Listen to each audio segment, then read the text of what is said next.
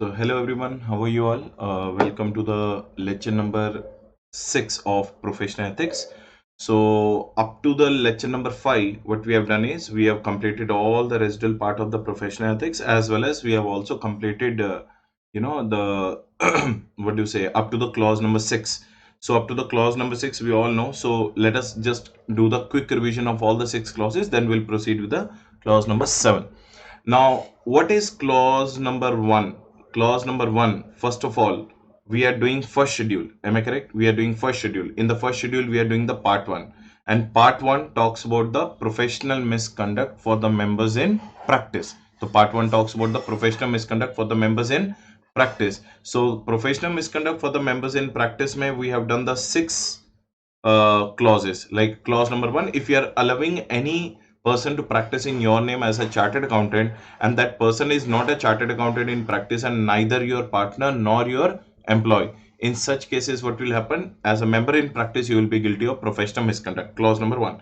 Clause number 2, if you are sharing or allowing your partner to share, if you are agreeing to share or agreeing to allow your partner to share your profits, your brokerage, your commission out of your professional business to the persons other than the member in to the persons other than the member of institute or partner or retired partner or legal representative of the deceased partner or what do you say, any other professional body as per regulation number 53A and 53B, then in that case you are guilty of professional misconduct. Point number 3, in the point clause number 2 you are sharing, in the clause number 3 you are accepting.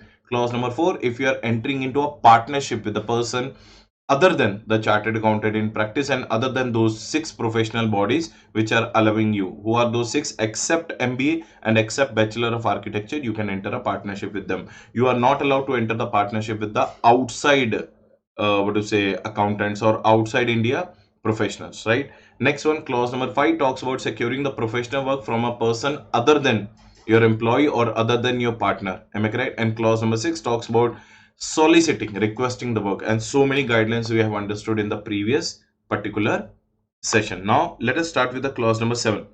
Now clause number 7 is very much connected with the clause number 6. As I told you in the previous session also, wherever the clause number 6 will come, mostly clause number 7 also will come.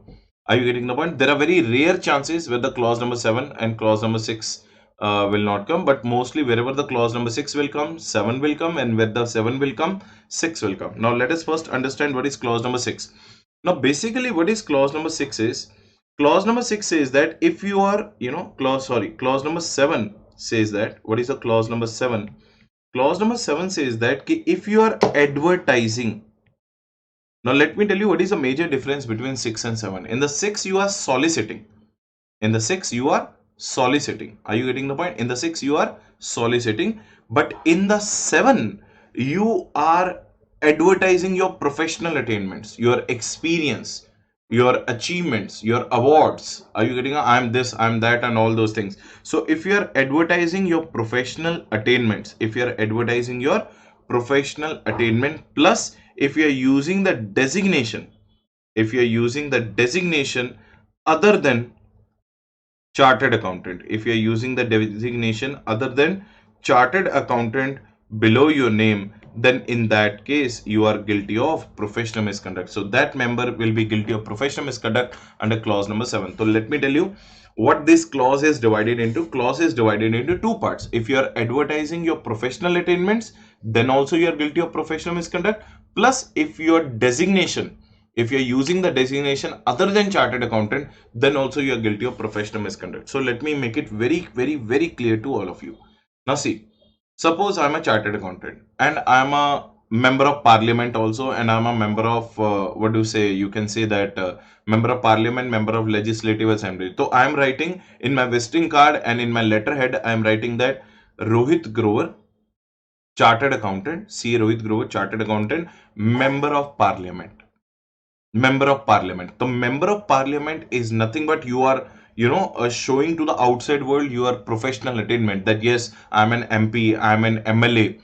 No, designation other than chartered accountant is not allowed, and advertising your professional attainment is not allowed. So it means in the clause number 6 you're not allowed to solicit or request the work, But in the clause number 7, you are not allowed to solicit via advertisement, because if you are, giving your professional attainments via advertisement, indirectly nothing but you are soliciting the work only. So that is the reason clause number 6 and clause number 7, they both will always come together. Are you getting the point? Now let us understand what is clause number 7.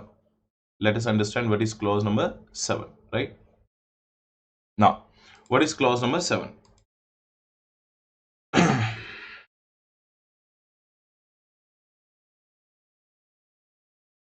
Now, what is clause number 7? Now see, advertising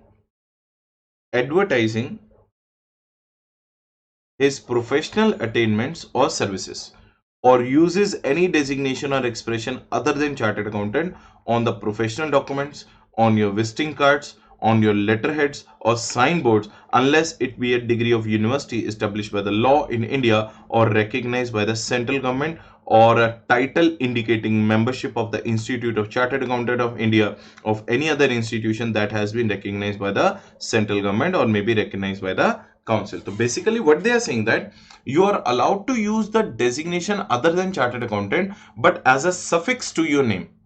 Like say for example, CA Rohit Grover, right? Below chartered accountant, I'm writing the word as chartered accountant. So this is my designation because I'm a practicing CA. Comma, you can write CS, you can write CMA. So the letters, the designation is not allowed, but the qualification is allowed to be written, that too after your designation. Designation should be chartered accountant only. Suppose if you're a CS, if you're an LLB, if you're a CMA, allowed, but after that, you after suffixing your name, it is allowed to be written in the form of CS, CMA. Company secretary full form, not allowed. Cost and management accountant, not allowed. Tax accountant, not allowed. Cost accountant, not allowed. So these are the things which are not allowed under the CA Act. So then if you will be found guilty of using any other designation other than chartered accountant on your visiting cards, on your letterheads, on your billboards, on your signboards, then in that case you will be guilty of professional misconduct. So like the 6th clause, 7th clause is also going to be quite huge. So there are so many things we are going to understand in the clause number 7. And yes, one new amendment has come in the clause number 7 relating to networking. Are you getting the point? So each and every word in the clause number 7, like clause number 6, we have to read, so that we should not lag behind in understanding any aspect, because you know that in the professional ethics, even from a single word, the question can be asked, right? Now let us understand. Provided that, now what they are saying, that provided that a member in practice may advertise through a write-up. Write-up guidelines, if you remember, I already told you in the lecture number 1 and lecture number 2. Write-up means what? You can write your name, your what do you say, designation. Your write-ups guidelines are being given at the end. Are you getting the point? So write-up guidelines are being given at the end of this particular topic called professional ethics. There you can go and have a look at it again. So you are allowed to advertise only in the form of the write-up guidelines which are given by the ICAI. Other than that, if you are advertising your professional attainments, you will be guilty of professional misconduct, right? Subject to guidelines as issued by the council. Now see, relevant under this clause, the institute has additionally issued council guidelines on relevant definition, advertising, permitting advertising of services of CA firm members through announcements, write-up in print, electronic media through pull or push models, subject to the certain and clarification, restrictions and guidelines. These guidelines are given in detail in chapter number 6 of the Code of Ethics. So we have done the residual part earlier, so there you will find the write-up guidelines and all those things, right? Now, advertising not permitted except as per the council guidelines on the advertising through write-up, print or electronic media in pull or push model. So only as per the council guidelines you are allowed to give the write-up advertisement. Other than council guidelines of write-up, you are not allowed to advertise. Otherwise you will be guilty of professional misconduct under clause number 7. As discussed in section 7 earlier, CA in practice is not entitled to use any designation other than chartered accountant. In the section number 7, in the chapter, in the lecture number 1, I already told you, other than chartered accountant designation is not allowed, but yes, your additional qualifications are required to be suffixed after your name. So what is not allowed? If you are writing the word, I'm an income tax consultant, I'm a cost accountant, I'm a company secretary, cost consultant, management consultant, These things are not allowed. CPA, member of parliament, municipal councillor. So if you are using these, designations other than chartered accountant, you are, telling to the outside world that I am this also, I am that also. No, again soliciting. And first of all, you are a practicing chartered accountant. Chartered accountant is only designation like that. Sir, MP, MLA, CS, CMA, these short forms are allowed. Yes, they are allowed to be suffixed after your name, right? Interpretation of the clause. Now, there is a very special clause which you have to understand. Remember one thing. If you are a chartered accountant, if you are a practicing chartered accountant, if you are a practicing chartered accountant, you are not allowed to practice the CS profession. You are not allowed to practice the CMA profession. So remember one thing, at one point of time, you can practice only one profession. Right or not? Now, suppose I'm a practicing chartered accountant, I'm a qualified CS also. But I'm not practicing in CS. If I'm practicing in CS, I have to surrender my this certificate. Are you understanding the point? I have to surrender my practicing certificate of CA, right or not? So either of the one practice is allowed. Are you getting it? Even though you are a CS, you are a CMA, but you are allowed to only practice in one profession. So if you are practicing CA, you are not allowed to practice in the form of CS. You are not allowed to practice in the form of CMA. But there is one thing which you can practice along with being a CA, that is called LLB. If you are a lawyer, take the permission from the Bar Council of India. Take the permission from the Bar Council of India. If you have already obtained the prior permission of Bar Council of India, like we have ICA as our body which governs our COP and membership number, like that for the LLBs we have the Bar Council of India. So if you have taken the permission from the Bar Council of India relating to your LLB profession, and if they are allowing you to practice along with CA, then yes, CA and lawyer, advocate, CA and advocate are the two professions which can be practiced together. So remember one thing, other than CA, only one advocate thing is something which you have to practice together. But remember one thing, when you're practicing CA along with the advocate, you should have a separate visiting cards and you should have a separate letterheads. So you are not allowed to have a same visiting cards or same letterheads. You should have a separate nameplate. You should have a separate visiting cards. You should have a separate letterheads or separate nameplates also. Separate nameplates, right? So I hope you understood all the provision relating to this. So if you are a practicing chartered accountant, you can practice only one profession along with the chartered accountant. That is called your advocate profession. Other than advocate, not allowed. And even though you are practicing the advocate profession, first you have to take the prior permission of Bar Council of India. That is what is written here. Now let us understand what they are saying. Now see, a CA in practice is permitted to practice as an advocate provided the Bar Council permits. However, while practicing as an advocate, he should not use the word called chartered accountant designation, and also they should not use the designation chartered accountant and advocate simultaneously. That's what I told you. You should have a separate stationery. You should have a separate stationery, separate nameplate, separate letterheads if you are practicing as a chartered accountant. Clear? So remember one thing, separate stationery means what? You should have, if you are doing any legal service, you should give the advocate's visiting card. If you are doing any chartered accountant work, you should give the chartered accountant visiting card. So remember one thing, separate letterhead, separate things are required if you are practicing two professions at one point of time. Clear? Yes.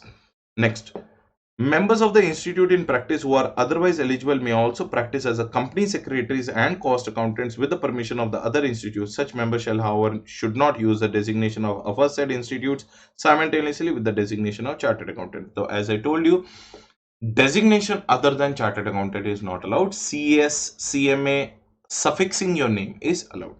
It is clarified that in the event of permission being granted to a member in practice to also hold a COP of sister institute, Bar Council, such member be treated as a member of full-time practice only. Even though you got the Bar Council of India permission, but you will be treated as a full-time practicing member in CA profession only. Right? Next one. Year of establishment of the firm. So remember one thing, when you are making the visiting cards or when you are making the letterheads, you are not supposed to give the year of establishment. In the website, it is allowed, that too on pull model. In the website, it is allowed. In the clause number 6, we have talked about the website guidelines. In the website, it is allowed, that too on the pull model. But on the visiting cards and on your letterhead, since 1984, since 2001, since 2004, not allowed. Completely prohibited. So not allowed on the visiting cards and letterheads, etc. On the website, it may be given on a specific pull request, may also be given on the write-ups. Clear? So year of establishment. Sir, why year of establishment is not allowed? So if I'll write since 2000, that means I'm 20 years old in practice. So people will start understanding that yes, he's a more qualified, he's a more experienced person. So let's give the work to him. No, you're not allowed to do this kind of things. Are you getting the point? So next one, publishing articles. So when you are publishing your articles, remember one thing, you are there is no problem in giving the photographs. Are you getting the? There is no problem in giving the photographs and your brief description. That is allowed. Are you getting the point or not? But remember one thing, no payment is made for such publication, and you are not supposed to give the professional attainments while giving the publishing your articles. So there should be no objection to the publication of photographs and brief particulars of the members in magazine. So give about yourself. I'm a CA qualified in 2013. Simple, just like that. CA, I'm a CA practicing chartered accountant. That's it. But you are not supposed to tell that this is my client, that is my client. Listed companies, I have done the audit of 7 listed companies, 8 listed companies. Professional attainments are not allowed. Indirectly insoliciting, right? No payment is made for such publication, and there is no advertisement of professional attainment. So these are the various guidelines of clause number 7. Advertisement for client servicing or recruitment. So remember one thing, you are allowed to advertise on the behalf of your client. You are allowed to advertise on the behalf of your client for recruitment of employees and all those things, right? So permitted to advertise on the behalf of the client or for recruiting staff along with the description, chartered accountant, and the name of the firm, provided. What are the conditions? Condition number 1, advertisement for recruiting the staff in the member's own office. Next one, advertisement inserted on behalf of client requiring the staff or wishing to acquire or dispose of business or property. Are you getting the point? So if you are recruiting your own staff in your own office as a chartered accountant, then also advertisement is allowed for the staff recruitment. And if you are advertising on the behalf of your client requiring the staff or wishing to acquire or dispose of business or property, then also allowed. Advertising for the sale of business or property by a member acting in a professional capacity as a trustee or liquidator or receiver. So these are the 3 conditions under which advertisement is allowed. So advertisement for hiring the staff in your own office is allowed.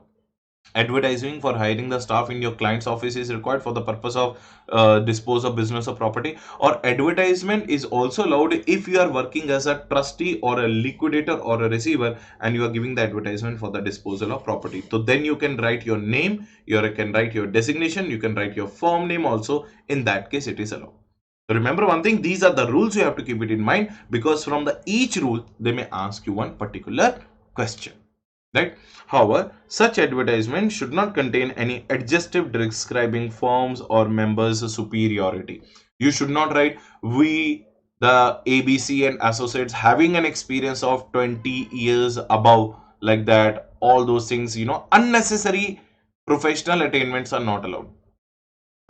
Your name, your firm name, your designation allowed, but professional attainments like over 40 years of experience, all these kind of things are not allowed. So superiority you should not show in that advertisement. That is what the ICA is trying to tell you. Notice in the press relating to candidate success. Yes, that is also one of the thing. Very funny thing. Suppose in my firm, suppose there is one articles and he gets all India rank 1.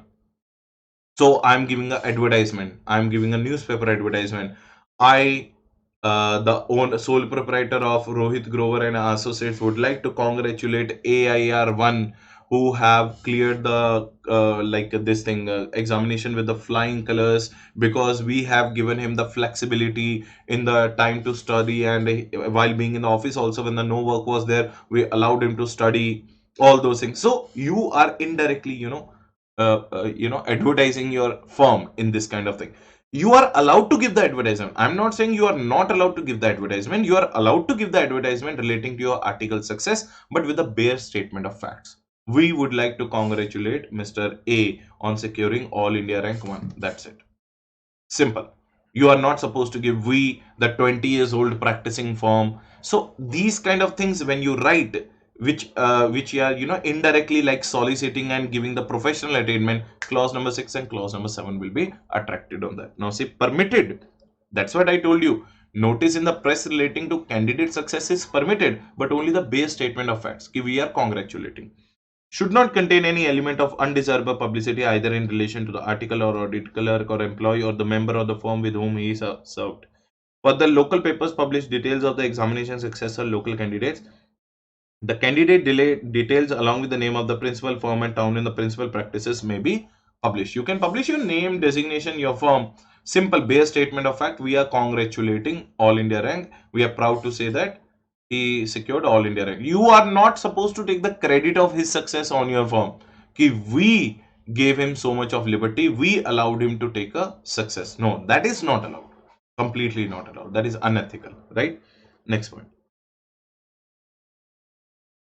Reports and certificates issued. So while issuing the reports and certificates, you are not supposed to bring to the notice to the public that I'm having a more number of degrees or less number of degrees. Just simply sign your particular report or certificate and give it. So the reports and certificates issued by the chartered accountant bring him to the notice or to the public in greater or less degree. It is therefore incumbent upon to ensure that extent and manner of the publication certificates are limited to what is necessary to enable the report or certificate to serve its proper purpose. Clear, everyone? So when you are signing the reports and certificates, you are not supposed to write profoundness. You are not supposed to write a firm of 20 years old since 1999. Like all those things are not required to be given. Simple sign your report, simple sign your certificate. That is more than enough, right? Next one, TV interviews and appearing in the firms. Now, when you're giving the TV interviews, that we have already understood under the clause number 6 also, okay, it is your responsibility to make sure that the interviewer is not talking about your professional attainments. You are supposed to give your name, you're supposed to give your designation, but you're not supposed to give your professional attainments to the interviewer, because interviewer does not know anything about you. Until unless you give the information to the interviewer, till that time, the interviewer is not going to talk anything about you. So indirectly, if you have given the information, then only he or she is talking. That's the reason you will be guilty of professional misconduct under clause number 6 and 7 if in the TV interview you are giving your profoundness. And moreover, nowadays you might have seen that the numbering, after the end of the movie or before the starting of the movie, the credentials comes, who are the producer, director, there the name of the chartered accountant also comes, who is taking care of the chartered accountancy, who is taking care of the auditing services for this particular banner of the movie. So that is allowed, right or not? So see, members may appear on the television or the films or agree to broadcast and the radio and give lectures at a famous forums and may give their names and describe themselves as a chartered accountant. वही मैं बोला ना, names and designation is always allowed. What is not allowed? Name of your firm. Special qualification or specialized knowledge directly relevant to the subject matter of the program may also be given. So if you are giving a lecture on a particular topic like auditing, and you are a very popular in you are very a very popular auditor in the whole city, then in that case, yes, specialized particular thing, if you are talking about on a specialized thing, if you are giving the lecture, you are supposed to give your qualification. No issues at all. Next one, but no reference should be made in the case of practicing member to the name and address and services of his firm. You are not supposed to give the name of your firm. You are not supposed to give the address of your firm, and you are not supposed to give the services what you are giving. So what is not allowed? This is not allowed. What is not allowed? Name is not allowed. Address is not allowed. Services of the firm is not allowed. Simply define yourself as I am a CA Rohit Grover. I am a practicing chartered accountant. Simple. And start delivering your lecture. Start giving your TV interview. Start giving your interview on the radio. Unnecessary name of the firm, address of the firm. My firm is at Toli Chowki. My firm is at Gachibowli. I have 7 branches. Those kind of unnecessary things are not required. Again, you will be guilty of professional misconduct under clause number 7 otherwise. Now, appointment to the position of local and national. That's what I told you. So if you are, a member of local bodies or international bodies or national bodies, then in that case, as I already told you, you are allowed to give the suffix to your name, that too in the short form, but you are not allowed to give anything called, your full form, member of parliament and all those things, or chief auditor of UNESCO or internal auditor. All those things are not allowed. So that shows your profoundness, that shows your professional attainments. Again, you will be guilty of professional misconduct under this clause. Publicity is permitted for appointments to position of local or national importance and for the views of members on matters of similar importance. Members of the members of the membership of the institute is desirable in such cases. Mention of the membership of the institute, mention of the membership the way instrument is this institute is desirable. What should be aimed at is achieve suitable publicity for the institute and its member generally. Again, reference to the professional form of the member should not be given. So you can quote your that, suppose if you're a member of local bodies or national importance bodies, you can quote their membership number. Are you getting it? You can quote your name, like what kind of membership you are holding over there. But again, mentioning your firm name, I already told you in the clause number 6 also, firm name is always prohibited. Mentioning your firm name is prohibited, right? So in case you are giving the lecturer, in case you are giving the lectures and all, again, so again you can write your name, you can talk about your name, you can talk about your designation. What is not allowed? Firm name is not allowed. Are you getting the point? Tell yourself as I'm a CA Rohit Grover, I'm a professional chartered accountant, practicing chartered accountant, that's it. In which firm you are a partner, you are a sole proprietor, you are not supposed to give. So again, here again reference to the professional form of the member is not allowed. You can tell them as that I'm a chartered accountant. Are you getting the point or not? Yes. Now signboards. Yes, signboards, maybe so many times question has been asked. Signboard means what? The board which you have to hang on your office. So if you are hanging a board, say for example, let us do some discussion. So say for example, you are hanging a board in your firm, of your firm. It should not be of larger size. Unnecessary larger size should not be there. You can say that this much of size, I don't know whether I'm coming in the video or not, but this much of size of board is more than enough to see that yes, this is the office of a chartered accountant. One more thing, glittering colors also are not allowed. Extra larger size, or a huge size of the board is not allowed. Lightning, unnecessary lighting, some people hang the board outside their shop where they will put the lightnings and all to attract the customer. That is also not allowed. Lightning is not allowed. Colors, golden color, you can say, what are those colors? Parrot and pink, what do we call them? Those are, attracting, eye-catching colors, unnecessary eye-catching colors, they're also not allowed. So these are the various things which you have to think about the signboard. And one more thing, in case you are hanging the board at your firm, the name of the firm is definitely allowed. You are a chartered accountant and your address, everything is allowed. But in case you are hanging the board at your residence, then in that case your name is allowed, your designation is allowed, but firm's name is not allowed. Sir, why firm's name is not allowed at my residence? At your residence, whatever you are hanging the board, your name is allowed, your designation is allowed, but firm's name is not allowed because it is indirect solicitation to the neighbors. Right or not? You are giving them a indirect indication that this is my firm, this is my address and all. Firm name is not allowed, your name is allowed, designation is allowed, but obviously whatever the board you are hanging at the firm, everything is allowed. So these are some provisions relating to signboard you should know. Signboard, members should exercise their discretion. Glowing signs, I told you na, glittering signs, lights, large size boards not permitted. Further, name board permitted at residence, but firm's name board is prohibited. Firm's name on the board is prohibited. Name board is permitted at the residence. Your name, your chartered accountant designation, that is allowed. But if you are going to put the same firm's board at your residence or firm's name in your personal nameplate, that is not allowed. Right or not? Next point.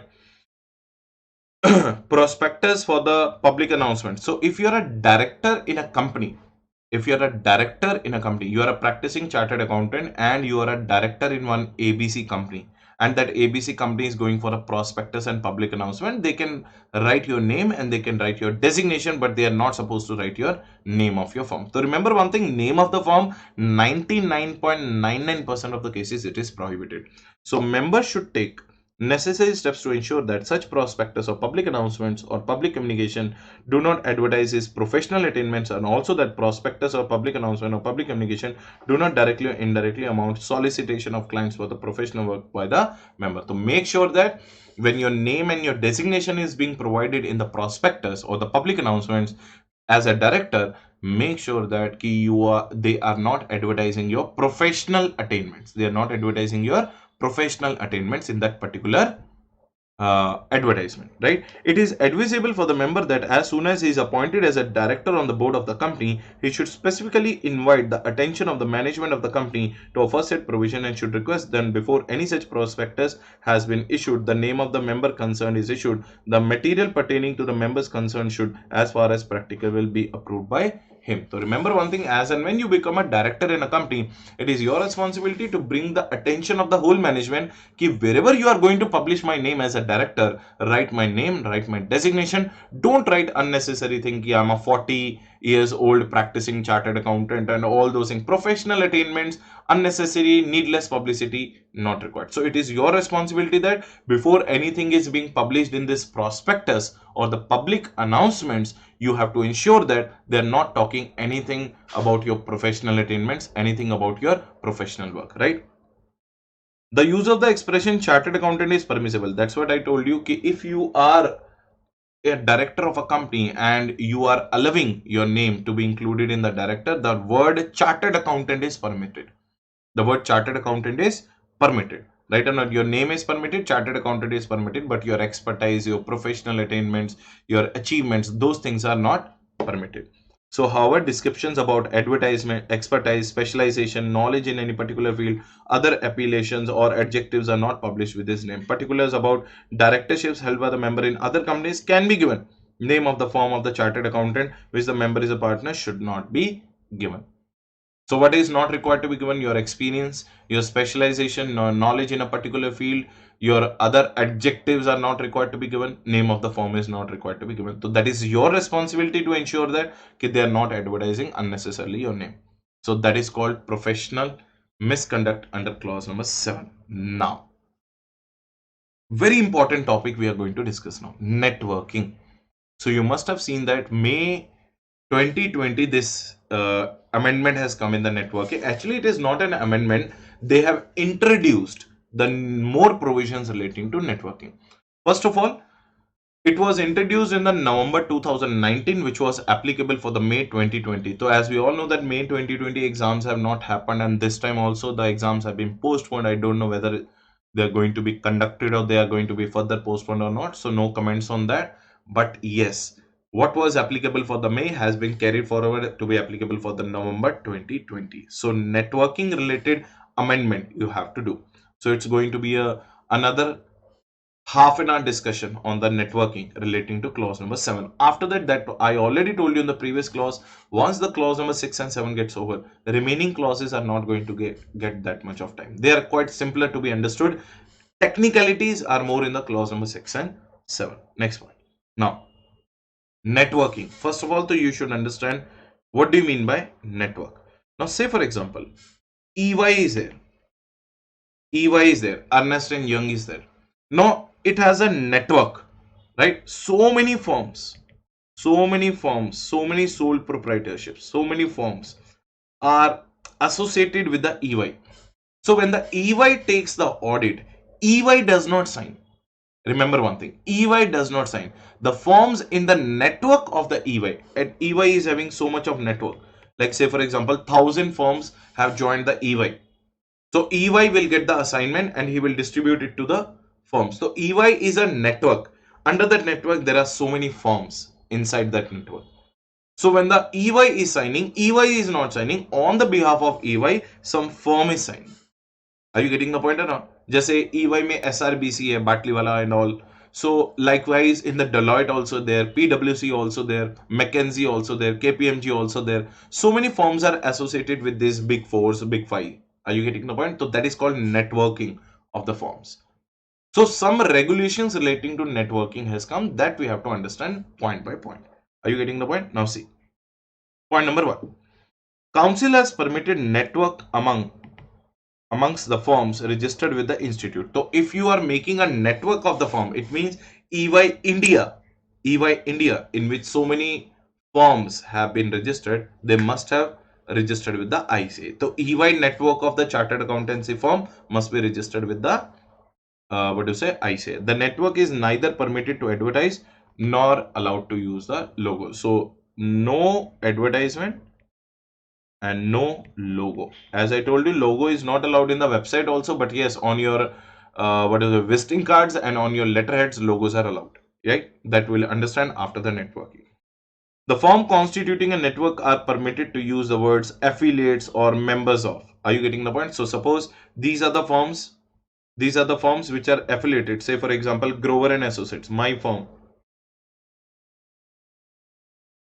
It is affiliated with the EY. So in my letterhead, in my visiting cards, I can write a member or affiliate of EY network of chartered accountancy firms. So that is allowed, right or not? So you are a member or you are a particular affiliation of that particular network, that is allowed. Now on your which stationery? Professional stationery, means your letterheads and your visiting cards. Now remember, these points which we are going to do now are the complete amendments. Now Ethical Standards Board in 2013 generally apply the stipulations contained in then amended rule number 7. All this text generally where statutory auditor cannot be valuer of the unquoted shares of the same. All these are, unnecessary things. I'll tell you where you have to study. The board in its recent meeting January 2017 has reviewed the above and decided that where the law prohibits, for instance, in income tax and rule and all, where there is no specific permission relating to code of ethics relating to an ethical standard board 2011 declared that it not permitted director. All these things we have to ignore. You can ignore all these parts. The complete whole part which is written above is completely not required to be understood for the examination purpose. Right? Main point we are going to understand now. Joining or association with the networks by the members in practice. Like what are the rules and regulations if you are becoming a member or if you are associating or if you are joining with a particular network. So first of all, what do you mean by network? The meaning of network and network form we are going to understand. Network is a larger structure. What is network? Network is a larger structure that is aimed at cooperation. Cooperation means helping each other. Cooperation means helping each other. So suppose in the network, I'm a very best in tax audit and some other networking firm which is a part of the same network is good in statutory audit. So if I get a statutory audit, I should forward the case to him, and if he is getting any tax audit, he should forward the case to me. So helping each other, mutual cooperation is the major aim of the network. This is clearly aimed at profit or cost sharing or share common ownerships, common control, common management, common quality control policies, procedures, common business strategies, the use of the common brand name, a significant part of the professional resources. So basically, network structure mein we are going to have a common control because one EY is controlling the whole firms. Common management, common policies, common procedures, common brand name, all these are going to be common among all the firms who are the part of this particular network. Now, what is network firm? A network firm is that firm which is a part of this network, which is a member of this network, which is associated with this network, which has joined this network. So what is networking firm? Means a firm or entity that belongs to that network. So already I gave you the idea, like EY is a network of chartered accountant firms where all are aiming to mutually cooperate with each other, and we are going to have a common management, common control, common business strategy, common control policies and procedures, common brand name, right? So this is what the introduction of the meaning called network, large structure of the network forms, right? Concept of network. What is the concept of network? Facts and circumstances. Whether these larger structures create network, it depends upon particular facts and circumstances and not on whether the forms and entities are legally separate and distinct. So do you want to become the member of the network or not? That is purely dependent upon you. Whether a reasonable and informed third party would likely to condone weighing all the specific facts and circumstances that the entities are associated in such a way that network exists. Profit or cost sharing, where the larger structure is aimed at cooperation and it is clearly aimed at profit or cost sharing among the entities within the structure, it is deemed to be a network. So these are the various things you have to take care of when you are making a network of the firm. Cost not itself create a network. Immaterial cost, costs relating to the development of the audit methodologies, manuals, or training courses. So these costs not itself create a method. So immaterial cost if you are sharing, or cost relating to development of your audit methodologies if you are sharing, that will not called a network. Share common ownership, control, and management. Whether the larger structure is aimed at cooperation and entities with the structure share common ownership, control, and management, it is deemed to be a network. This could be achieved by contract or other means. Are you getting the point? So if you are sharing a common ownership, common control, or common management, then you can say that yes, you are a network. If you are doing the common quality control procedures, so basically we are defining this particular point number B in a more extensive manner. So if you are having a common share, common ownership, control, and management, common quality control policies, the next topic will be common business strategy. You can see that if you are having a common business strategy, then also you will be called a network. If you are using a common brand name, then also you will be called as a network. Note, it may give the appearance that it belongs to a network if it makes reference in the stationery or promotional materials to be being a member of association of firms. So I already told you on your stationery, you are allowed to mention yes, you are a member of this network or you have affiliated with this particular network, right? Accordingly, if the care is not taken in how a firm describes such memberships, a perception may be created that the firm belongs to a network. Are you getting the point? Even if the firm is not taking care of these particular memberships, a perception may be created that firm belongs to a network. If you are using the common strategy, if you are using the common control, common management, common policies and procedures, you will be treated as a network. Are you getting the point? Share a significant part of professional resources. What kind of professional resources? Common information system. As I told you, I'm good in tax audit. He's good in what do you say, particular statutory audit. So we are supposed to share the common information system. Common partners and staff. So some partners, suppose I'm falling short of one staff and all, I can take the staff of that particular network firm, other network firm which is a part of the same network where I'm also the part. Technical department. So say for example, I'm not expert in particular technical knowledge I'm lacking of, I can take the help of the another network firm's technicality or another network firm's technical knowledge in that particular area. Sharing of audit methodology, audit manuals and training courses and facilities. So where we are going to train our article assistant in a common interest manner, in a common facility, then in that case also it will be treated as network. Are you getting the point? So sharing a significant part of professional resources means what? Using your common information system, using your technical departments, using your common partners and staff. And if you are having a audit technology, if you are sharing the audit methodology, if you are sharing the training courses and facilities, then all this put together is known as network.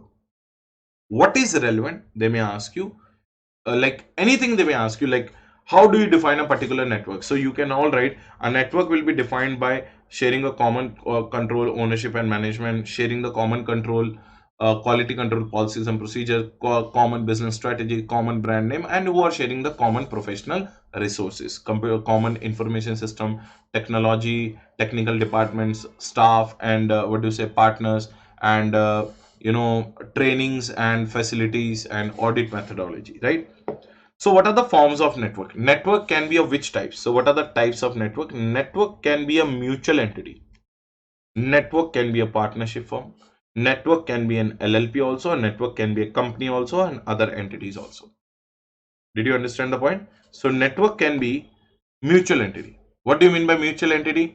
Which will act as a facilitation for the constituents of the network, right or not? It can be a network itself will not carry out any professional practice. So that's what I told you. EY is not going to sign. EY is going to distribute the work to its networking firms. Those networking firms are going to sign. So what do you mean by mutual entity? Which will act as a facilities for the constituents of the network. So whatever the assignments the network is going to get, it is going to distribute it among the various members of its network. But network itself will not practice in its own professional capacity, right? So you are not supposed to advertise as a network. You are not supposed to use the logo as a network, and you are not supposed to practice in your own name. So networking can be a partnership form also. Condition maximum partners 20. So if you are making a network of partnership firm, if your partnership firm you are developing as a network, then maximum partners can be 20. Network can be LLP also, subject to the provisions of the CA Act and rules and such other laws as may be applicable. So network can be company also, subject to the guideline prescribed by the institute for the corporate form of practice. If you remember, I told you MCC, management consultancy company. So you can make a network in the form of management consultancy company also. So you can make the network in how many forms? You can make the network in the form of mutual entity. You can make the network in the form of partnership firm. You can make the network in the form of LLP. You can make the network in the form of company, right? And you can make that network in the form of sole practitioner, proprietor, partnership firm, or any such entities as may be permitted by the act. Note, a firm is allowed to join only one network. One firm is allowed to join only one network. Firm having the common partner shall join only one network.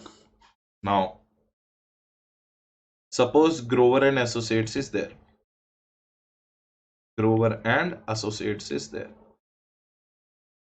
So Grover and Associates is already a part of EY network. I'm already the part of which network? EY network. Now there is a Deloitte network.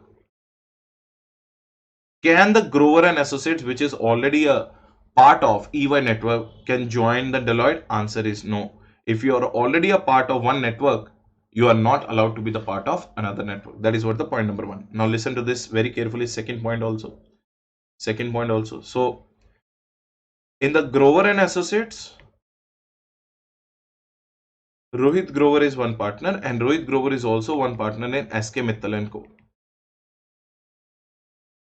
So I am the sole proprietor here and I am the partner here, right or not?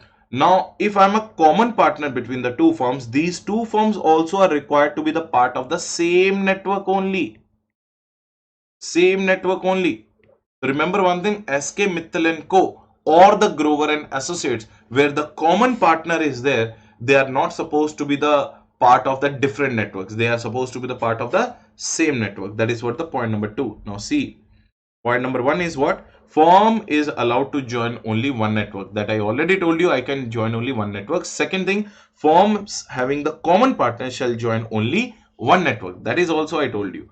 The firm, this is the example number one. This is the example number two. So if I am the common partner in the two firms, my two firms should become the part of only one network. I'm not allowed to be the part of two networks. So that is what the rule or guideline given by the ICAI. I hope everyone is clear. Yes. Approval of the name of network amongst the firm registered with the institute. Approval of the name. Name may be distinct name which should be approved by the institute. The network name is required to be distinct name which is to be approved by the institute. As we all know that whether you set up your own practice firm or sole proprietorship, everywhere the name is required to be approved by the ICAI. To distinguish from the firms and affiliates word should be used. So remember one thing, like generally in the firm what do we use? Grover and Associates or Grover and Co. Are you getting that? And associates or and co we generally use when we develop your own firms. But when you are approving the name of the network, then in that case, network ke case mein you can't use a word called and co and associates. To differentiate it from the sole proprietorship, partnership firms and LLP, network should use the word and affiliates. Are you getting the one? Just say ENY and affiliates. Deloitte and affiliates. If the Deloitte and Co or ENY and Co or ENY associates is there, then in that case you are an individual firm. So when you are giving your name, so what are the two rules we have understood? So first of all, your name must be approved by the ICAI. Second thing, the name must be accompanied with the word and affiliates. Or what are the other words? And companies and associates words are not allowed to be used. That I already told you. And co and company and associates are allowed to be used for the individual firms which are sole proprietors or partnership firms. So and co and associates are not allowed to be used by the networks. Next one, examples of the network: mutual entity or partnership firm, ABN associates, ABN affiliates. If you are LLP, AB affiliates LLP, you have to use the word. If you are a limited company, AB affiliates private limited, or that is nothing but the example of MCC, management consultancy company. So remember one thing, I already told you in the lecture number 4 what is management consultancy company. As per the management consultancy company guidelines, you are not supposed to indulge into the audit function, you are only supposed to give the services called management consultancy and other services under section 2 subsection 2 clause 4, right? So all those rules and regulations will be applicable here as well, right? Next one, how you have to make an application for your name. So name application prescribed format, application is to be made in form number A. Remember this from the MCQ point of view. Approval and rejection, the institute shall approve or reject the application and intimate the same to the network within 30 days, form receipt or address mentioned in the form A. So first of all, you have to apply for the name in the form number A to the registered, to be registered with the ICA. So ICA will tell you whether your name has been approved or your name has been rejected, or your application has been approved or rejected within 30 days on the same address which you have mentioned in the form number A. Withdrawal of the name. So regulation 190 applies on the name of the network. ICA may withdraw the name at any time if found undesirable. Provisions of the Companies Act 2013 applicable in spirit, not 2013 applicable in spirit. So remember one thing, in the Companies Act also we have understood, if your name is undesirable, then you have to change your name by passing the ordinary resolution within 3 months. Same is the case. If your name is undesirable and ICA comes to know that it is undesirable, ICA may tell you to withdraw your name. Clear? Next one. Entitlement to practice. Mere approval of the name not entitled to carry on the practice. So just because your name is approved as a network, you are not entitled to practice. Registration of network with entities in India. If you are registering your network with entities in India, point number 1, after the approval of the name, institute reserves such name for 3 months from the date of approval. So like in the Companies Act, if you are applying for the new name via run application, it is valid for 20 days. And if you are applying for the existing company's new name, it is valid for 60 days. But when you are approving the name for a network by the ICA, it is valid for 3 months. Next one, the network shall get itself registered with the institute. As you all know that without getting registered with the ICA, you can't run a network.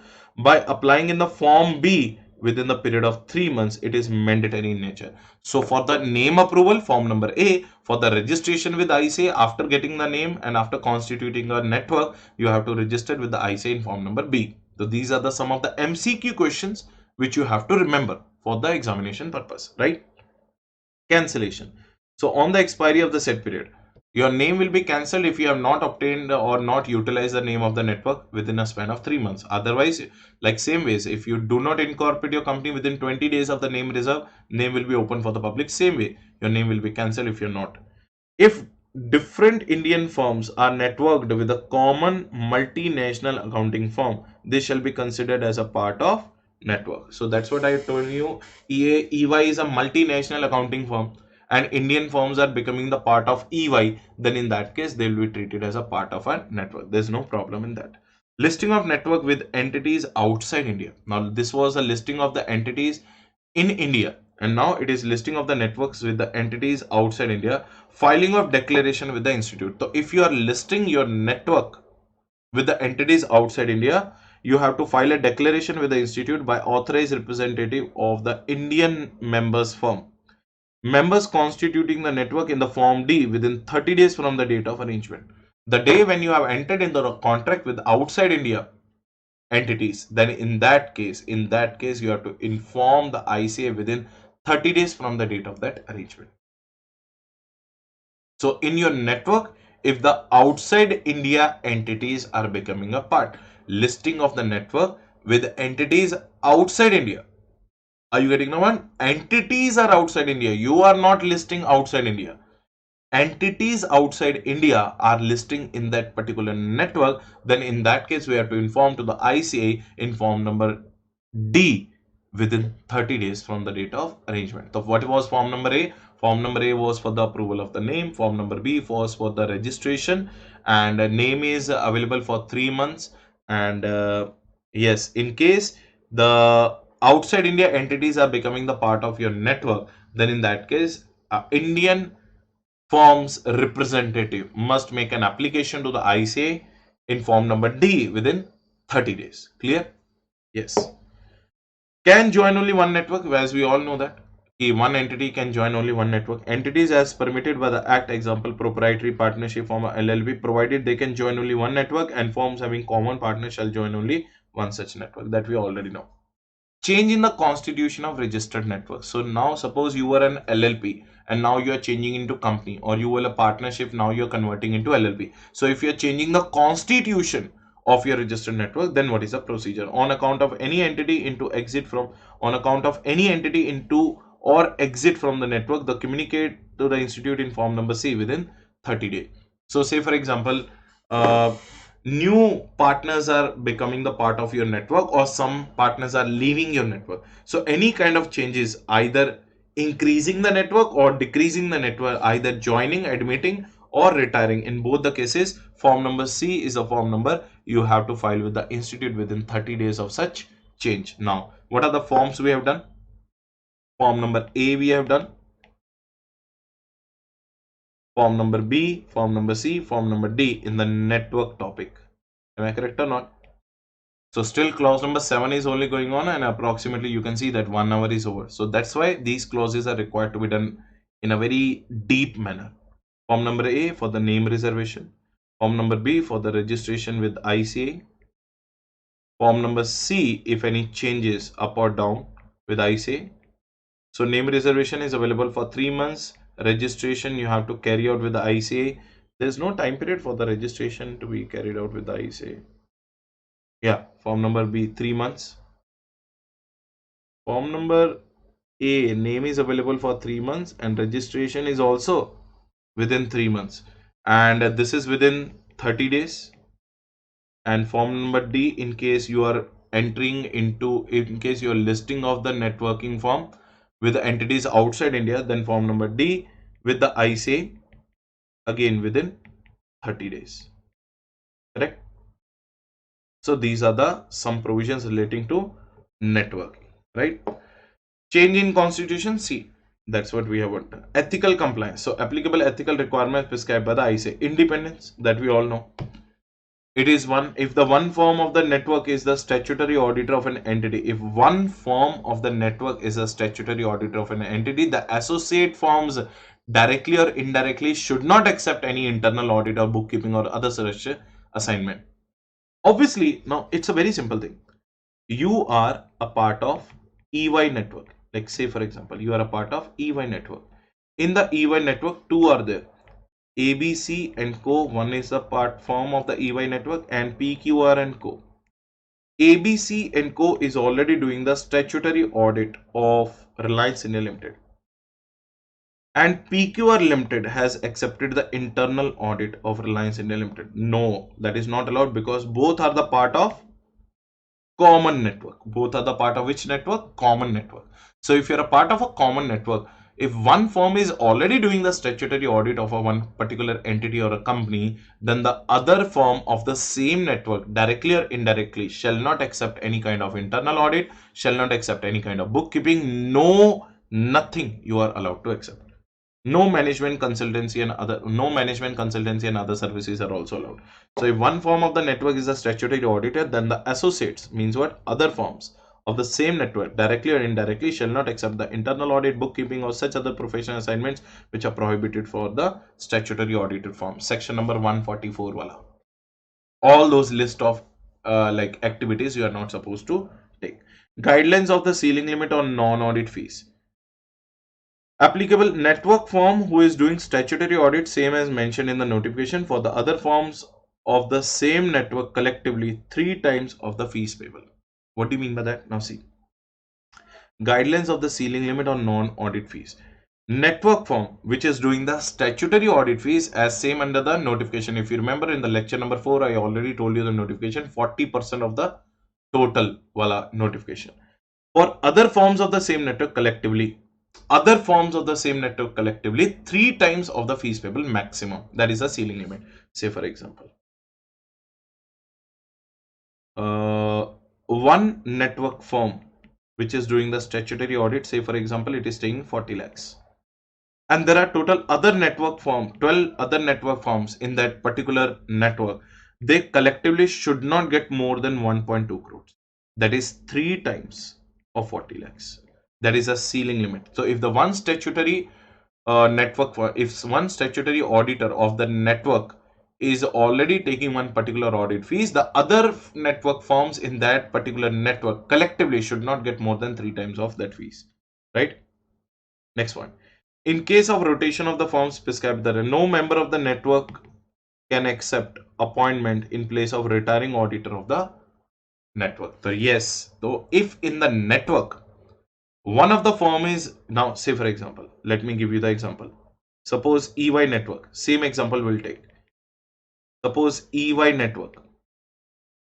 In the EY network, ABC and Co is retiring. ABC and Co is retiring. ABC and Co is retiring. Thank you, Siri. Shut down. So ABC and Co is retiring.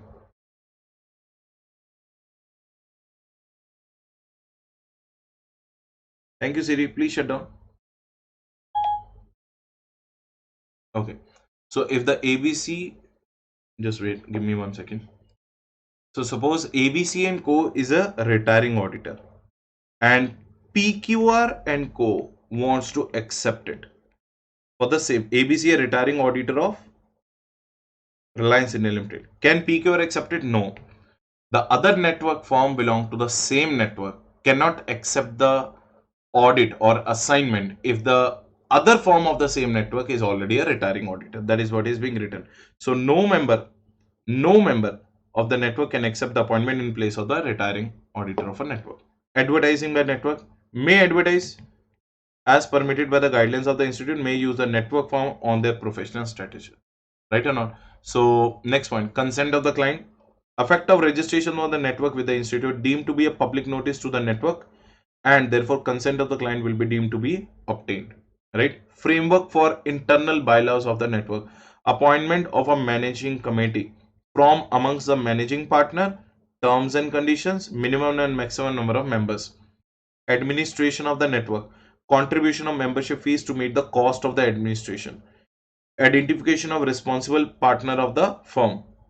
Dispute settlement, development of training materials, and issue of newsletters. So these are the various framework or bylaws relating to the network. So what are the bylaws relating to the network? Bylaws relating to the management committee, right, or not, terms and condition, minimum and maximum number of members, how to administer the particular network, contribution of membership payable to meet the cost of administration, identification of responsible partner of the firm, dispute settlement, then development of the training method, and issue of newsletter. So these are the various, like, bylaws means nothing but called MOA and AOA of the network. So MOA, bylaws of the particular network will be having these clauses relating to these rules and regulations, right?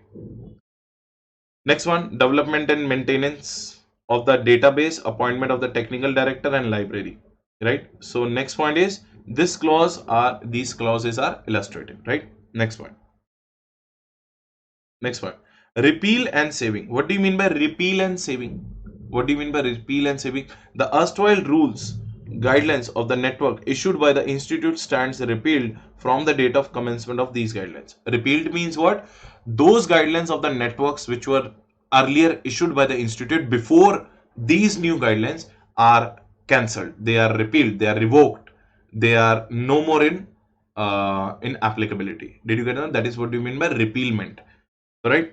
Provided that notwithstanding such repeal, anything done or any action taken or purported to have been done or taken in respect of erstwhile rules or guidelines prior to the date of applicability of these guidelines shall be deemed to have been done or taken under the corresponding provisions of these guidelines. So what they are saying that if any particular case is going on, any investigation is going on, any litigation is going on, or any action is going on as per the old guidelines, and immediately new guidelines have come.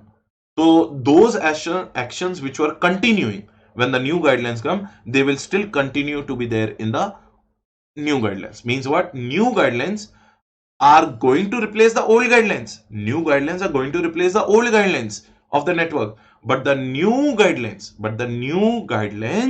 are going to do what? The new guidelines may in the new guidelines are not going to affect the existing actions taken under the old guidelines. So if any case is going on, litigation is going on, or investigation is going on under the old guidelines, they still continue to be prevalent, or they still continue to be legal even though the new guidelines have come. Are you getting the point? Till the time the cases, investigations and litigations are not getting over. So with that, our network related amendment is also over. Now I told you about the logo. Remember one thing, logos are allowed. Which logo? The CA common logo is allowed. Like we have this logo now. Suppose this is the logo of ऐसा करके एक CA logo is there.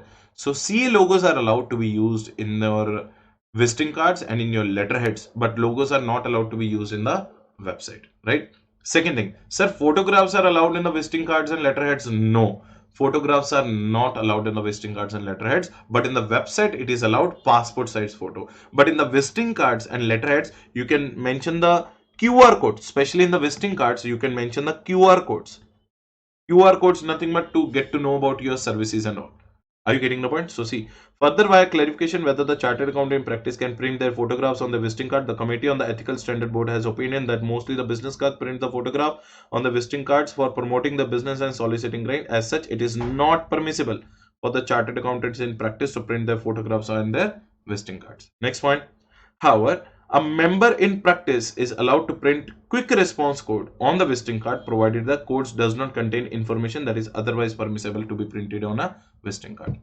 So that's what I told you. Clause number 6 and 7 are interconnected and overlapping in the few areas but have the same intent, regulate the CAs from advertising, right? So now we are under the clause number 8. Clear everyone? So remember one thing, clause number 7 and clause number 6 are very important. Each and every rule in detail have been told to you. Make sure that these two clauses you can't even think of in your dreams to leave these two particular clauses. So clause number 6 and clause number 7. So now our professional ethics is done. Mostly you should assume that professional ethics is done because the remaining total 34 clauses are there. These 7 clauses are over. Remaining 27 clauses are not going to take that much of time. They are small clauses. They are not that big clauses. So let us start with the clause number 8 now. Now what is clause number 8 now? Now it's a very simple clause. Whenever the incoming auditor or the new auditor is accepting, if a member in practice as a chartered accountant is accepting any new audit or any kind of audit or any kind of assignment, then it is a responsibility of the incoming auditor to communicate with the outgoing auditor or the old auditor first. And after getting his consent in writing, after doing the communication in writing and getting his consent only, he should accept the audit.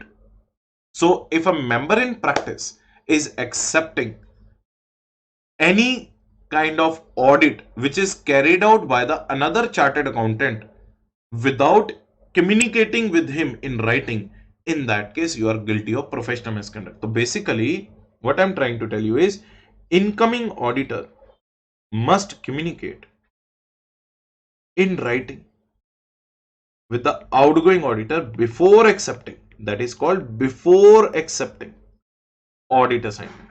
Sir, statutory audit only? No.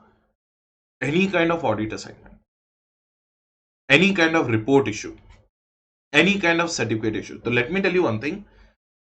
Generally, other than the audit function, it is recommendatory. It's a good practice that you should always communicate with the previous auditor why he left and why he is an outgoing person. Because those things which have happened with the previous auditor may happen with you also. So it is a good practice if you communicate with the previous auditor why those things have happened with you. Are you getting the point or not? That's the reason ICAI under the clause number 8 is saying you are guilty of professional misconduct if the incoming auditor, without communicating with the outgoing auditor in writing, accepts the audit assignment. Are you getting the point? So let us understand what they are saying. So see, accepts a position as an auditor. If you are accepting a position as an auditor, who accepts incoming auditor previously held by another chartered accountant or a certified auditor who has been issued certificate under the restricted rules without first communicating with him in writing. So if you're not communicating with him in writing and you directly accepted the audit report, or sorry, audit assignment, then in that case you are guilty of professional misconduct under clause number 8. Now there are so many possibilities here they may come. Now suppose in 2017-18 audit happened. In 2018-19 no audit. In 2019-20 now again audit is happening. So whether in the 2019-20 new auditor came. So sir, previous auditor means what? Previous year auditor, or it is means previous auditor means any previous auditor. Previous auditor means any previous auditor. Even though in 18-19 the audit has not taken place, the new auditor still should communicate with the 17-18 auditor. That is what the point number 1 you need to understand. So previous auditor doesn't mean previous year auditor. Previous auditor means previous auditor, whosoever was it. Next one. Sir, is it only required in case of statutory audit? Answer is no. All types of audit. Either it is concurrent audit, internal audit, or stock audit, or any kind of audit. Audit ke case mein it is very much required. Sir, if we have issued any report, yes, it is mandatory to communicate with the previous auditor. If you are a new auditor and issuing the new report, it is mandatory to communicate with the previous auditor. But in case of certificate, it is recommended. Actually, recommended means what? They are saying that it's a healthy practice. Whenever you are taking any assignment as a new auditor, it's better to communicate with the old auditor. Are you getting the point or not? Next one. Now, there are some things what you have to understand. There may be 4 situations or 3 or 4 situations which may arise. Situation number 1. Previous auditor left because of non-payment of his undisputed audit fees. The last auditor left the organization because his undisputed means what? There was no dispute at all. It was agreed by the auditor and auditee. Undisputed audit fees was not paid by the auditee. In such situation, what the ICA is saying that the new auditor will be guilty if you accept it. Are you getting it? A new auditor should not accept it. In case the previous auditor left due to the non-payment of his undisputed fees. In case the previous auditor was left or removed without following section number 140. Without following section number 140 means what? Removal section was not properly taken care of. No opportunity of being heard was given to the previous auditor. He was just told, hey, get out. And that auditor left. So whether section number 140 says that you must give the opportunity of being heard, or there is a proper procedure, special notice procedure, opportunity of being heard, we have to conduct a prior approval of central government, and EGMA special resolution is required within 60 days. All that provisions are there in 140. But the previous auditor was removed without following section 140. Again, the new auditor shall not accept. I'm telling you the situations which may come in the examination. Now, suppose the previous auditor left. Previous auditor left because he was giving a modified opinion. So he was trying to give the modified opinion and company removed him. In such cases, that depends, may or may not accept. But in the first 2 cases, case number 1 and case number 2, may I say directly saying you should not accept if the section number 140 is not complied by the entity while removing the previous auditor, or the previous auditor has left due to the non-payment of undisputed audit fees.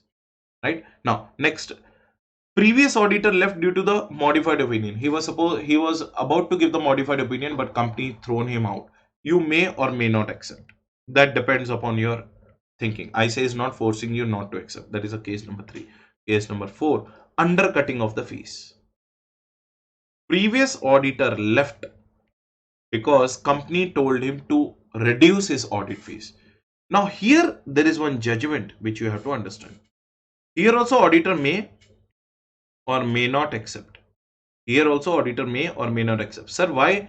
If they are asking the previous auditor to reduce the audit fees, they can ask me also to reduce the audit fee. It should also be shall not accept. No. Remember one thing, there may be a circumstance that the entity is a sick unit. The client is a sick unit. If your client is a sick unit, then in that case, out of courtesy, at a less audit fees also you should accept. Are you getting it? That depends upon you. Do you want to accept it or not? That is purely your judgment. But if the client asks the previous auditor to reduce his audit fees because they are the insolvent or they are bankrupt or they are sick unit, in that case, I say is little bit lenient. They're telling the new incoming auditor, you may accept, may not accept. That is purely your judgment. Clear, everyone? So this is what brings an end to the concept of clause number 8. So these are the things. Now, one more thing they may ask you in the clause number 8. I'm trying my level best to tell you whatever is coming into your mind. Anyways, we are going to read each and every word of the clause. Now see, suppose in the 2018-19, there were joint auditors, A and B. They were the joint auditors. In 1920, only B has been appointed as a statutory auditor.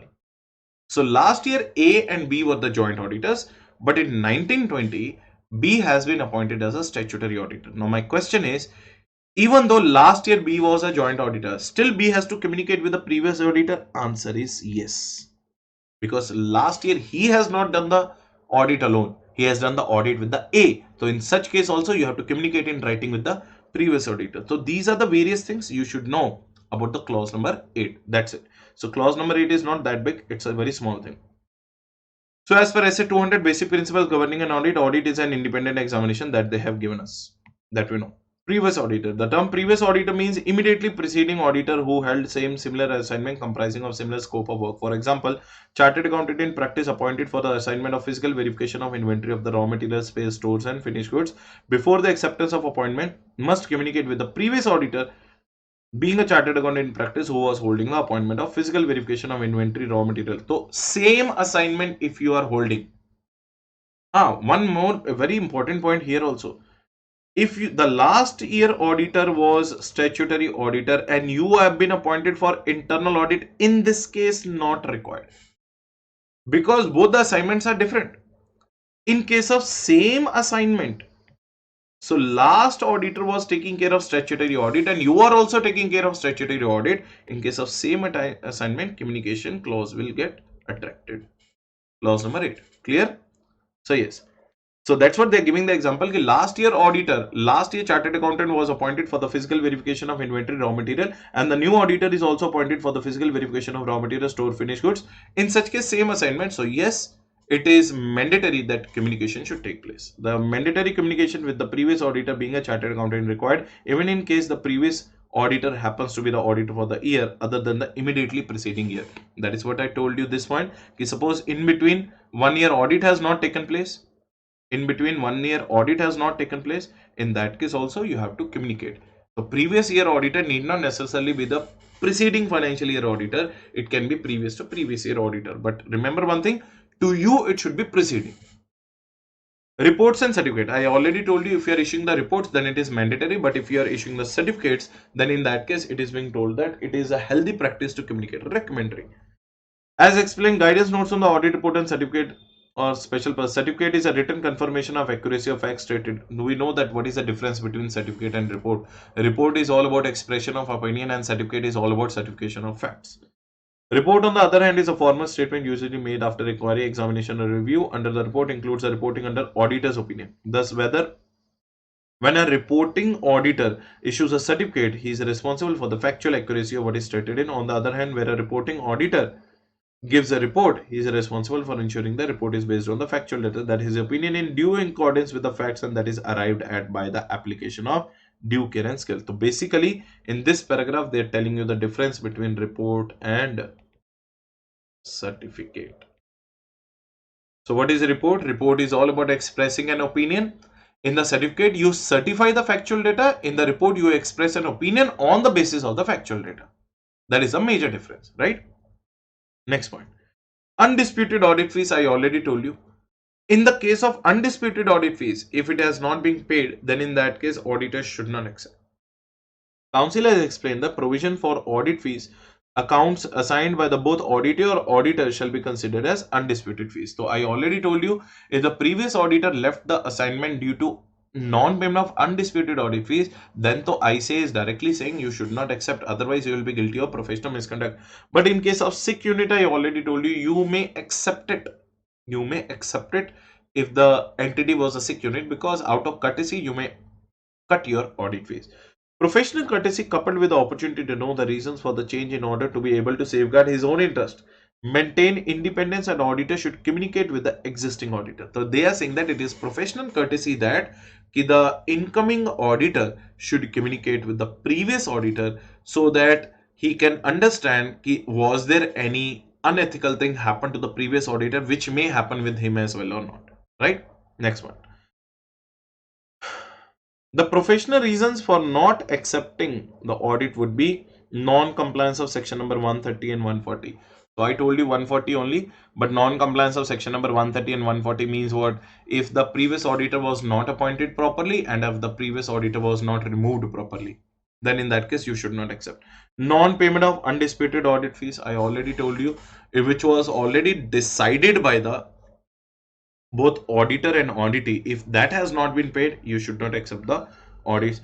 Issuance of modified report in case through the auditor to apply discretion. That's what I told you. Discretion means what? May or may not. So I already told you, if these four cases are going to come under case number 1, you should not accept. Under case number 2, you should not accept. Under case number 3 and 4, you may or may not accept. Right? So make sure that you are verifying these cases or doing these cases before making your decision. Mode of communication, either via hand delivery or if you are sending a registered post. Remember one thing, a registered post with acknowledgement due. Do you remember section number 143 subsection 12, reporting of fraud to the secretary MCA within 60 days? There also registered post with acknowledgement due. Here also registered post with acknowledgement due. Without registered post with acknowledgement due, if you are communicating, because you will never come to know in the other ways whether the other person has received the post or received your communication letter or not. So that's the reason ICA is saying that better to do the registered post with acknowledgement due or do the hand delivery. UCP, speed post, courier and general post, they are not allowed. Members should therefore communicate with the retiring auditor in such a manner to retain in their hand positive evidence of the delivery of communication, the addressee. In the opinion of council, communication by the letter, registered post with acknowledgement due or hand against written acknowledgement would be the normal course provide such evidence. Merely letter under the certificate of posting shall not be sufficient. So registered post with acknowledgement due or hand delivery. That's what I told you in the beginning only. These are the two things which are required. Next one. Council has also laid down the detailed guidelines on the subject matter. The requirement of communicating with the previous auditor being a chartered accountant in practice would apply to all types of audit. Either you are taking statutory audit, tax audit, internal audit, concurrent audit or any kind of audit. So if you are taking any kind of audits assignment, then it is mandatory for the incoming auditor to communicate with the previous auditor. A communication is mandatorily required for all types of audit reports where the previous auditor is a chartered accountant. If the previous auditor is a chartered accountant, then also communicate. So let me just give you one chart so that you can understand in a proper manner. Say for example, if let's take audit, previous auditor.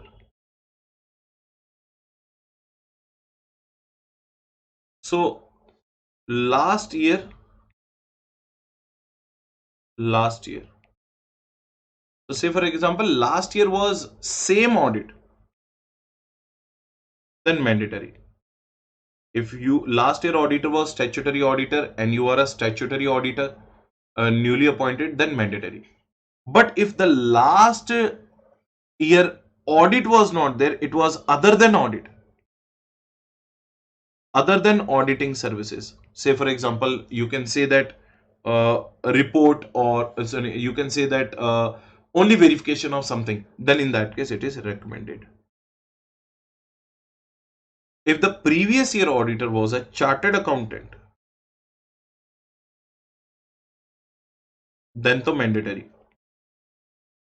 But if the previous year auditor is other than chartered accountant,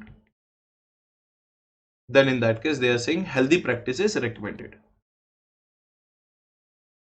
Are you getting the point or not?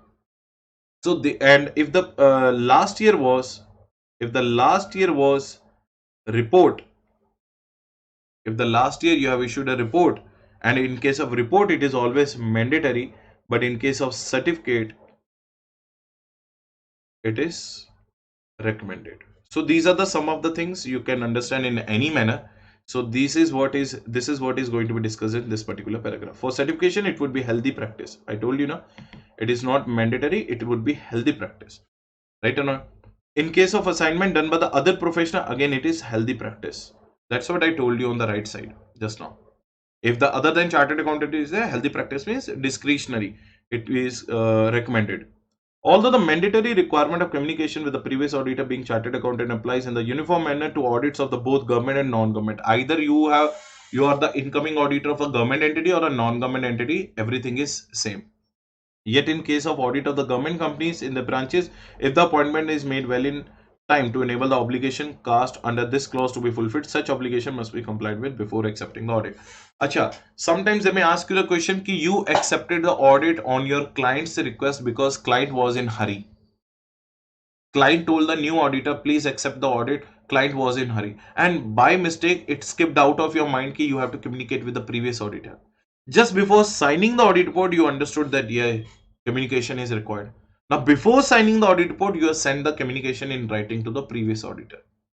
In that case, also you are guilty of professional misconduct because it is not before signing of audit report you should communicate. It's before accepting the audit you should communicate. Are you getting the point? So communication is not required before signing of the audit report. Communication is required before accepting of the audit report. That is the more important point. However, in case the time schedule given for the assignment, in such there is no timeline to wait for the reply from the outgoing auditor. Now, say for example, you have sent one letter to the outgoing auditor. Are you getting the point? And he is not replying. Then within a reasonable time, you are allowed to accept the audit. Reasonable time can be 7 days or 10 days. You should just wait, and after that, you can accept the audit if the previous auditor is not replying anything. However, in case the time schedule given for the assignment, in such case, there is no time to wait for the reply from the outgoing auditor. The incoming auditor may give a conditional acceptance of the appointment and commence the work which needs to be attended to immediately after he has sent the communication to the previous auditor in accordance with this clause. In his acceptance letter, you should make clear to the client that his acceptance of appointment is subject to the professional objections, if any, from the previous auditor, and that he will decide about his final acceptance after taking into account the information received from the previous auditor. So see, say for example, you have accepted one appointment because there is no time for delaying it. Suppose there is no time for delaying it. In that case, you can accept only provisional acceptance. You can accept only provisional acceptance, and in your acceptance letter, you should clearly mention that this is a provisional acceptance and it will become a final acceptance only when I will hear something from the previous auditor, because you have to protect yourself. Remember one thing, provisional acceptance is allowed, but mandatorily you have to put one condition in that letter that this will be a provisional acceptance. It will turn into a complete and a permanent acceptance only when I will hear anything from the previous auditor. Are you getting the point? So this is the case number 6. Mandatory communication. Where the previous year audit was conducted, it is mandatory. In case involving audit assignment where the previous auditor was different from the current auditor, it is mandatory. Communication with the previous auditor where the CA is appointed as a joint auditor with the previous auditor and the current auditor is mandatory. I already told you all these cases one by one in the beginning only. Recommended communication. So that was mandatory communication. Recommended, I told you certification. Verification, other than audit assignments and other than report if you are issuing, that is recommended. So where it is mandatory, let me write it in this way. Where it is mandatory, in case of last year audit assignment, in case last year auditor has issued report, in case last year auditor was a chartered accountant. Where it is recommended, other than audit assignment, other than audit assignment. Now So suppose in case you are issuing the certificate,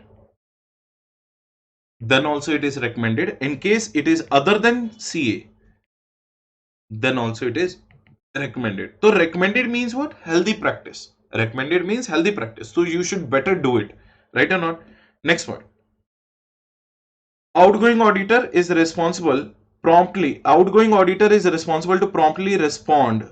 He has to respond, and on his failure to respond in a reasonable time, incoming auditor may assume no objection of the previous auditor. That I already told you ki if you have already sent your communication, you have done your part, you have sent your communication to the outgoing auditor, and if he is not replying within time, then after a wait of 4-5 days or 7 days, you can accept the audit assignment. Then in that case, you will not be guilty of professional misconduct. Clear? So with that, our up to 8 clauses are over. So I will continue in the next lecture from the clause number 9, 10, 11, 12.